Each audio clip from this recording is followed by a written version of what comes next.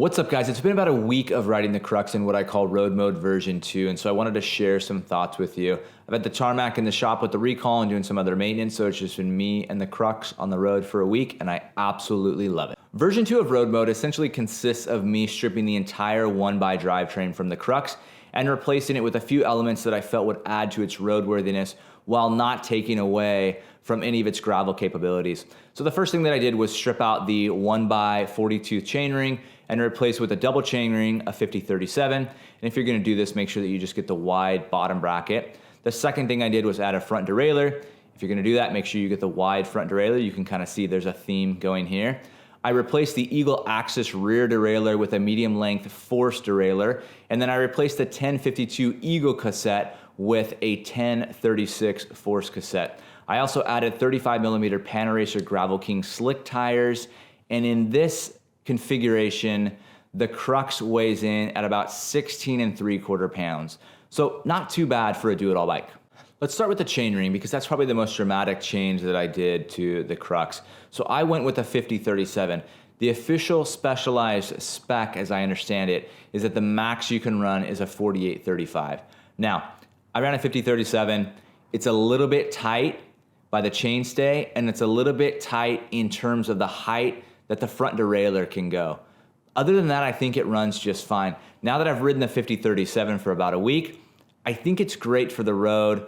I do think there may be some limitations when it comes to gravel. So if you're considering this, you may want to consider a 48-35 or a 46-33. With that 10 cog in the rear on the SRAM 12 speed, I think you're just fine. You have a lot of top end and it'll be just a totally good setup for you. In terms of the front derailleur, there's really nothing too exciting to report here. It's a front derailleur, it works. If you're gonna do it, get the wide version. Now replacing the rear derailleur as well as adding that 1036 cassette kind of solved the issue. I had mentioned before that with the 1052 cassette, I felt like on the road, I was basically just skipping around trying to find a gear and the jumps were too big. I just didn't really feel like it was suited for the road. So with the 1036, I feel like it's fantastic for the road. On gravel, I think it's good. To be determined if it's great. I still think that you get pretty close to that 1-to-1 gear ratio, but with the big, huge tires, it still feels like I may sometimes want something like the Explorer group set offers with like that 1044 because of that massive range in there. After riding this for a little over 100 miles this week, I think this setup is absolutely fantastic.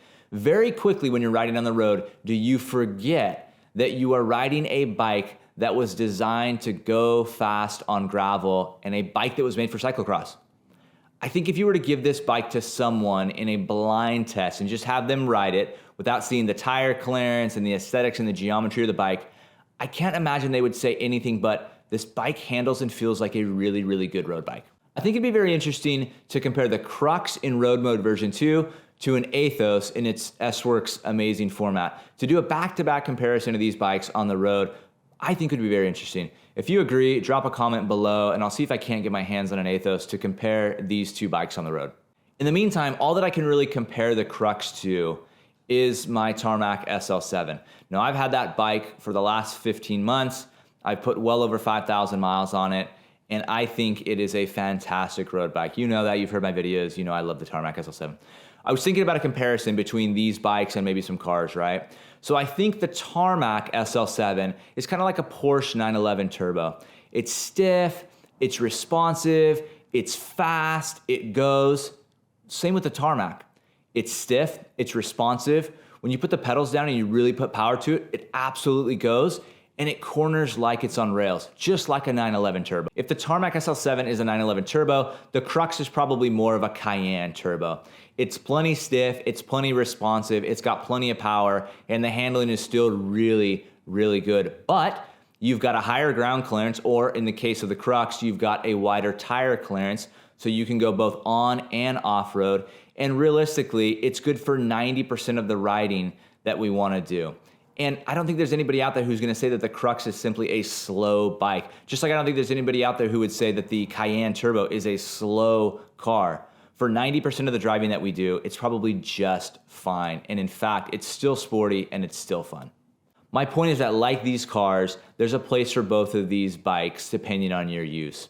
I stand by what I said before, that the Crux is gonna be good for 90% of the rides that you do, and it's not gonna hold you back at all. Now, someone asked me in the comments if I would ride the Crux in road mode in a crit. And sure, I think it'd be just fine. I also think that if you put Justin or Corey Williams on a Crux in a crit, that they'd still dominate, right? At some point, you have to ask yourself, is it the Arrow or the Indian or the Native American?